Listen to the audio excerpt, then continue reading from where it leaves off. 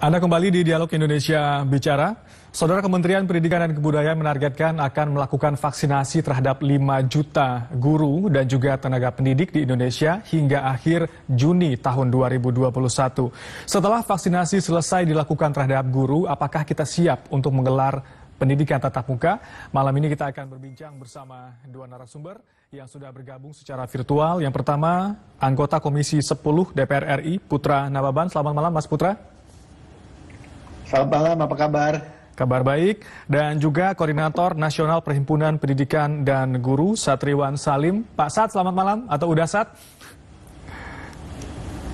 Alhamdulillah sehat. Gimana kabar? Selamat malam Mas Oki dan Bang Putra. Baik, semoga kita semua sehat ya. Baik, saya pertama ke Mas Putra.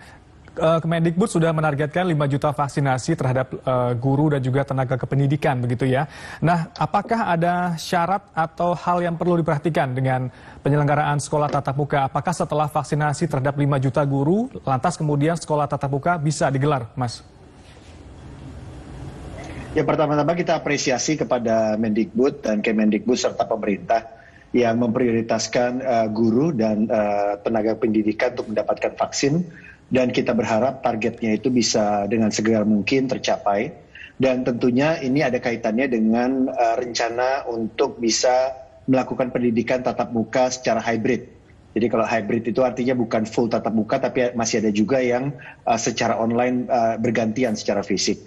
Nah, ini sudah menjadi pembahasan sejak akhir tahun lalu.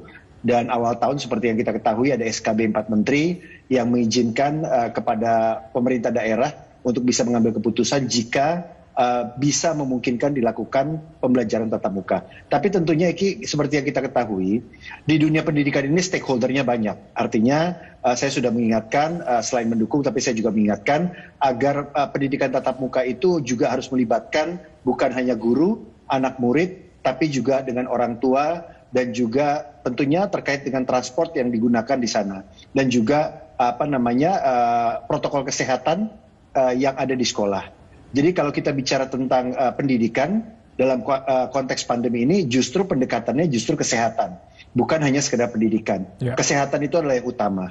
Sehingga ketika kita mengizinkan anak-anak kita untuk ke sekolah, mereka itu sudah bisa melaksanakan protokol kesehatan. Dan sekolah juga sudah mempunyai fasilitas protokol kesehatan. Saya pribadi selama pandemi ini menjadi tugas di DPR, untuk tetap turun ke dapil, untuk tetap bertemu dengan masyarakat, berbicara dengan masyarakat dengan protokol kesehatan, dan tidak mudah. Saya paling lama bisa bicara pakai masker 1,5 jam, itu non-stop, ya, tanpa tanya jawab, dan itu tidak mudah. Artinya kalau guru, dosen tidak latihan ngomong pakai masker selama 1 jam, itu bisa tersenggal-senggal juga napasnya, bisa ngos-ngosan. Anak didik atau mahasiswa yang nggak biasa pakai masker, di sekolah biasa belajar, di rumah biasa belajar tidak menggunakan masker gitu ya, karena PJJ, pembelajaran jarak jauh, begitu ada di sekolah juga mereka tidak siap juga. Bagaimana mereka harus selalu cuci tangan, habis pegang, tidak boleh bersentuhan dan lain sebagainya. Jadi ini betul-betul ada waktu selama 4-5 bulan, saya udah hitung kemarin, itu untuk kita juga masing-masing mempersiapkan. Semua stakeholder mempersiapkan, sekolah, guru, orang tua, murid. Saya di Jakarta Timur, di Dapil juga udah mengingatkan orang tua dan guru, kepala sekolah, agar betul-betul protokol ini disiapkan. Meskipun di Jakarta Timur, di DKI Jakarta, mungkin pendekatan agak berbeda dengan daerah-daerah yang lain, karena memang kita memiliki banyak daerah merah di sini. Baik. Itu dulu, Eki.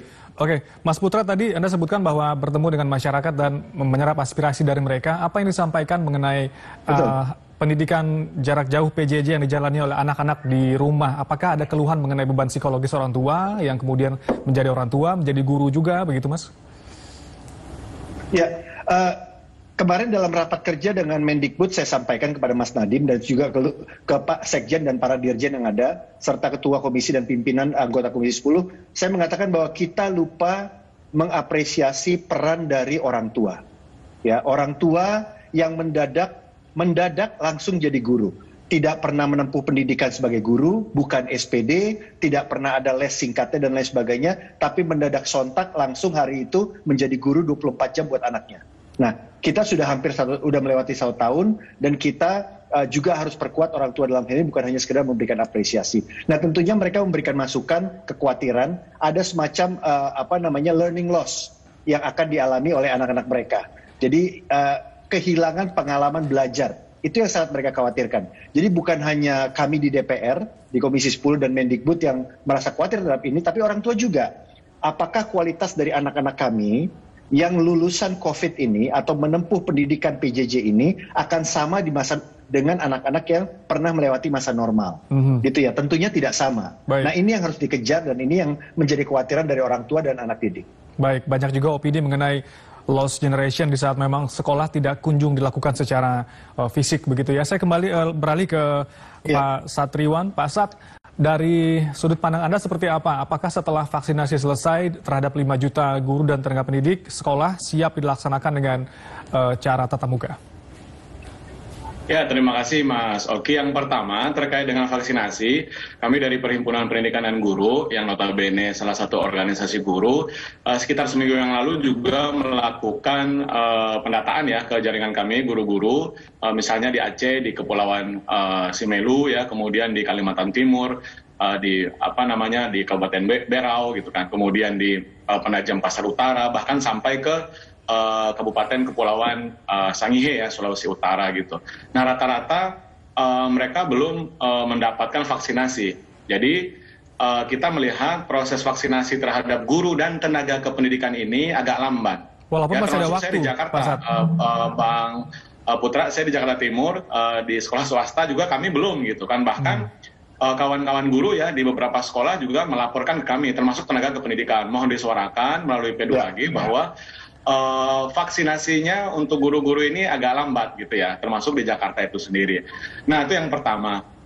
Yang kedua adalah ada daerah yang misalnya di Kabupaten Bogor itu, Bang Putra, kemarin mereka sudah mencoba melakukan tatap muka ya di beberapa sekolah ya, di semua jenjang ya di Kabupaten Bogor, mulai dari PAUD, SD, SMP, SMA, termasuk madrasah ya, atau sekolah di bawah Kementerian Agama. Tetapi sebagian besar gurunya belum divaksinasi. Nah ini kan kita mempertanyakan juga apa yang menjadi alasan fundamental dari kepala daerah untuk segera melaksanakan tatap muka ya per hari Senin kemarin gitu. Padahal guru-gurunya belum mendapatkan vaksinasi secara baik gitu, secara menyeluruh gitu ya. Di tahapan pertama belum, apalagi tahapan kedua gitu ya. Nah kemudian kemarin juga laporan di jaringan kami ya, P2G Pandeglang, Banten, melaporkan terjadi penumpukan ketika pelaksanaan vaksinasi ya kan guru-guru di Kabupaten Pandeglang, Provinsi Banten gitu, sehingga sekretaris daerah atau pejabat yang terkait itu langsung membubarkan gitu ya, karena waktunya bersamaan sehingga terjadi penumpukan guru yang sangat banyak. Nah ini beberapa fakta yang menunjukkan ke kita bahwa untuk vaksinasi pun apakah terkejar. Ya, target vaksinasi 5 juta itu sampai di bulan Juni. Belum lagi pertanyaan kami para pendidik, termasuk tenaga kependidikan, apakah di bulan puasa itu, misalnya di siang-siang hari ketika berpuasa, itu bisa dilaksanakan vaksinasi. Ya kan, apakah membatalkan puasa atau tidak? Nah, saya rasa hal-hal pertanyaan pokok ini mesti diterangkan juga, apakah oleh pemerintah atau mungkin MUI gitu ya, atau lembaga yang terkait gitu. Nah, oleh karena itu, kami mendorong segera untuk vaksinasi itu betul-betul ya dilakukan, karena guru-guru juga masih banyak yang bertanya-tanya, Bang Putra gitu ya, tadi saya katakan ya, di Sumatera, tadi di Batam, kemudian di Tanjung Pinang, itu laporan semua ke kami gitu ya, yang belum divaksinasi sampai ke yang Sulawesi Utara tadi. Nah jadi kalau prosesnya agak lambat, ini mungkin tidak bisa tercover seluruhnya di bulan Juni. Nah, oleh karena itu, syarat yang pokok bagi kami tidak hanya vaksinasi guru dan tenaga kependidikan, tetapi bagaimana kesiapan sekolah. Nah, infrastruktur, sarana prasarana, dan daftar periksa yang sudah dibuat oleh Kemdikbud. Ya kan, apakah betul daftar periksa tersebut sudah dipenuhi? Ya kan, oleh oleh sekolah. Nah ini kan mesti diverifikasi lagi gitu. Baik. Gitu sementara. Pak Sat, untuk daerah yang tadi disebutkan guru-gurunya belum mendapatkan vaksin, apakah pendataan juga belum dilakukan? Mungkin calon penerima vaksin begitu untuk para guru? Betul, seperti kami sendiri di Jakarta, ya saya yang swasta gitu ya, belum tenaga kependidikan kami belum, padahal saja di Jakarta Timur, sekolah kami cukup besar gitu ya, di Jakarta, jadi ini belum. Nah, tapi di Tangerang Selatan, sekolah kami yang ada di Tangerang Selatan itu sudah gitu ya. Nah ini saya katakan tadi, bagaimana kawan-kawan di daerah, seperti yang di Kepulauan Simelu ya, kemudian di dekat Filipina ke Kabupaten Kepulauan Sangihe, ya karena P2G sampai di sana, di Berau, Penajam Pasar Utara, Kutai Kertanegara, ya kemudian di ND, NTT gitu ya. Jadi belum mendapatkan informasi kemudian bagaimana, di mana, kapan, seperti apa teknisnya, nah itu belum. Nah makanya kami sebagai salah satu organisasi guru juga mengimbau kepada teman-teman ya, termasuk lewat grup-grup guru itu untuk mengecek namanya secara mandiri ya di www.pedulilindungi.id itulah, ya kan, www.pedulilindungi.id untuk mengecek namanya secara mandiri. Gitu. Mas Putra, bagaimana mendukung sekaligus mendorong pemerintah untuk segera merealisasikan vaksinasi guru? Tadi disebutkan jangankan vaksinnya, data pun belum dilakukan pendataan begitu, Mas Putra. Ya, dalam penjelasan dari Mendikbud yang disampaikan oleh rapat kerja pada minggu lalu, memang betul yang disampaikan bahwa vaksinasi itu akan diberikan kepada 5,5 juta 882.875 pendidik dan tenaga kependidikan. Dan targetnya itu selesai di akhir Juni 2021. Nah memang ini kalau betul tadi disampaikan, kalau kenyataan di lapangan memang sangat tergantung dengan pemerintah daerah dalam konteks memprioritaskan guru dan tenaga pendidik. Nah ini kan tentunya juga harus ada kerjasama dengan Kemendagri ya. Kemendagri untuk memberikan push, memberikan dorongan, memberikan pengawasan juga kepada pemerintah daerah juga untuk bisa ikut mengawasi bahwa prioritas tenaga guru, pendidik, apakah itu swasta maupun negeri. Dan ini menurut saya betul tadi yang disampaikan bahwa kalau memang ini tidak tercapai ya memang tidak bisa dipaksakan. Artinya tidak bisa semua sekolah atau semua daerah diberlakukan untuk untuk melakukan pertemuan fisik, pembelajaran secara fisik. Yang kedua, kalaupun itu dilakukan, menurut saya ada dua syarat, ada beberapa syarat. Pertama prokesnya, yang kedua menurut saya itu harus jenjang pendidikan yang lebih tinggi. Artinya misalnya dari universitas, SMA dan SMK dulu, dan yang ketiga itu harus dilakukan secara hybrid. Ya, artinya saya khawatir ruang-ruang sekolah juga belum tentu punya ventilasi sirkulasi yang memadai gitu ya, sehingga bisa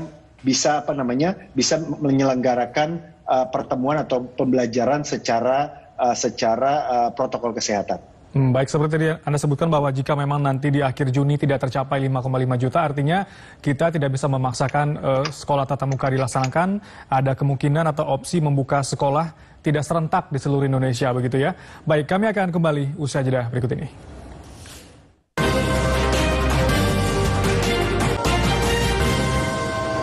Anda kembali bergabung di Dialog Indonesia Bicara. Kita masih membahas mengenai rencana pemerintah untuk membuka kembali sekolah tatap muka setelah nanti 5,5 juta guru dan juga tenaga pendidik selesai menjalani program vaksinasi COVID-19. Saya akan langsung ke Pak Sat lagi, Pak Satriwan Salim. Jika kita melihat refleksi 1 tahun ke belakang, sudah setahun sebetulnya siswa di Indonesia menjalani pendidikan secara daring. Sebetulnya PJJ ini seberapa efektif prosesnya untuk bisa memaksimalkan penerimaan siswa terhadap materi-materi di sekolah, Pak Sat? Ya, kalau kami berkaca ke riset kami kemarin di bulan Desember, Mas Oki, di 100 kabupaten kota ya, 29 provinsi, kami sudah sampaikan juga ke kawan-kawan media waktu itu, termasuk ke Kemendikbud. Yang pertama, serapan materinya memang tidak maksimal ya.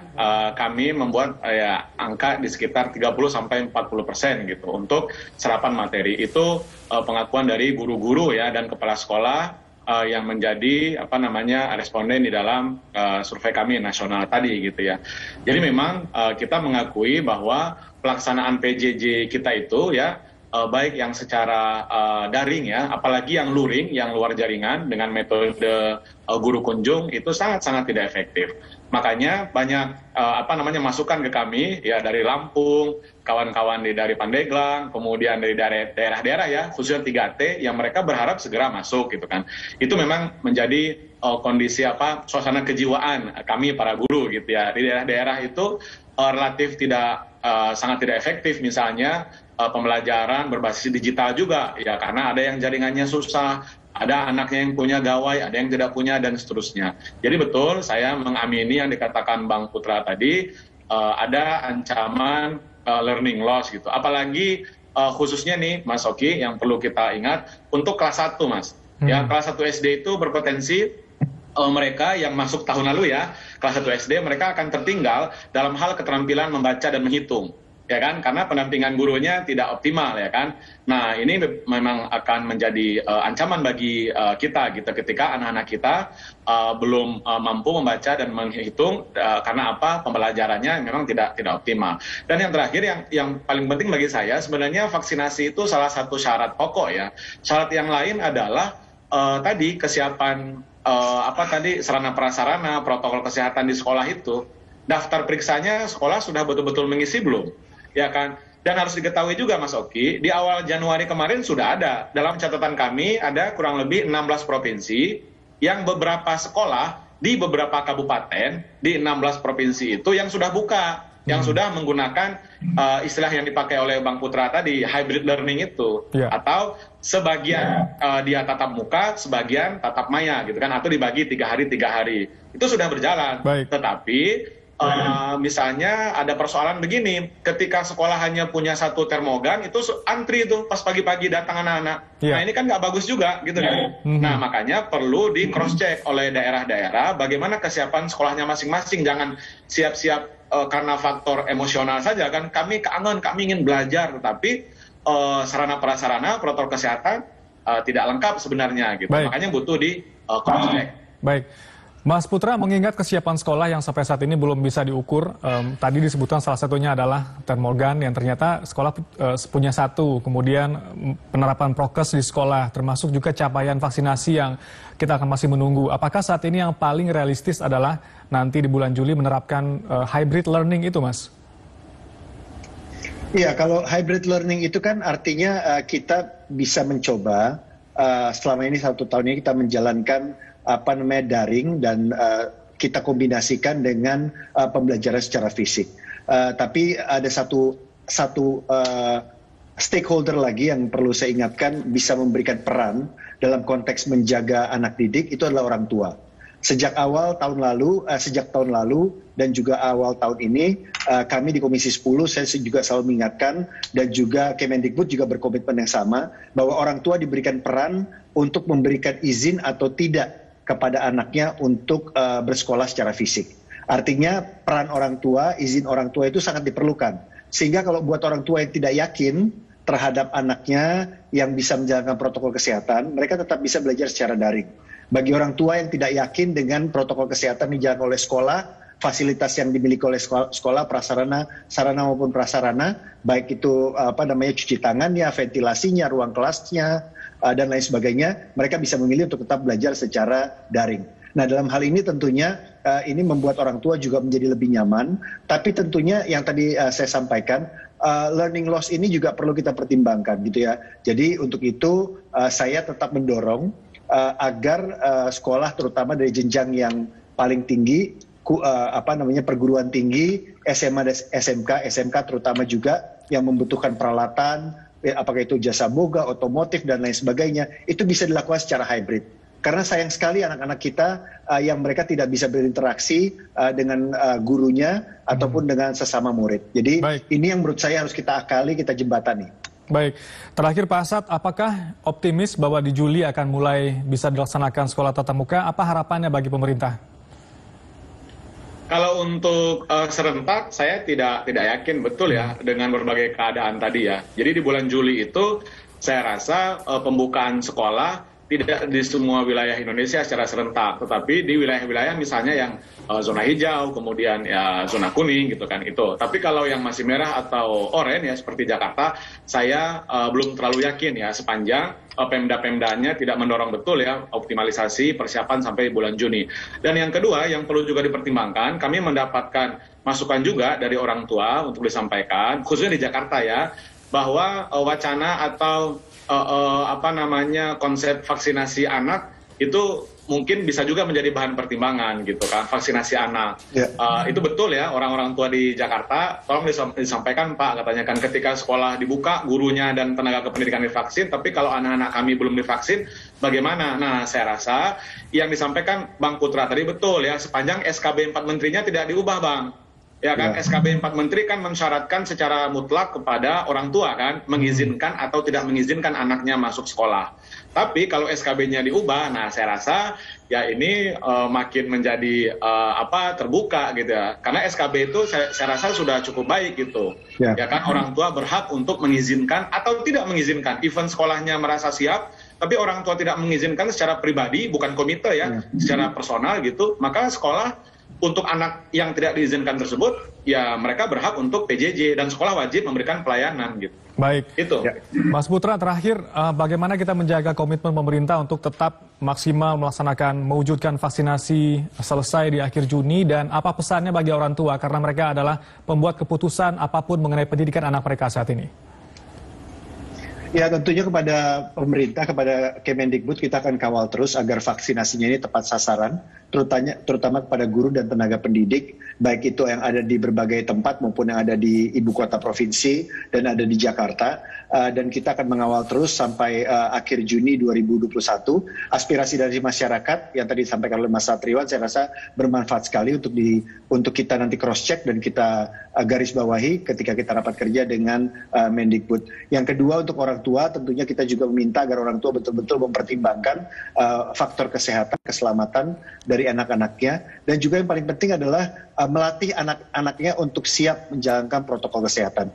Saya pun saat ini sedang melatih anak saya yang satu SMA dan satu SMP untuk biasa pakai masker dan juga biasa cuci tangan. Karena selama 1 tahun ini mereka selalu belajar nggak pakai masker dan tidak terlalu sering cuci tangan. Jadi ini masalah yang serius bagi kita orang tua untuk melepas anak-anak kita ke sekolah. Banyak kebiasaan baru yang akan mereka terapkan, berbicara dengan mengenakan masker, kemudian disiplin menerapkan protokol kesehatan di sekolah, begitu ya Mas Putra. Dan tentu kita berharap pendidikan tatap muka ini tidak hanya mengenai kerinduan bersekolah dan juga berinteraksi dengan guru dan teman-teman, namun juga perlu kita perhatikan bahwa masa depan mereka tetap harus memperhatikan faktor kesehatan yang lebih penting bersama dengan pendidikan, begitu.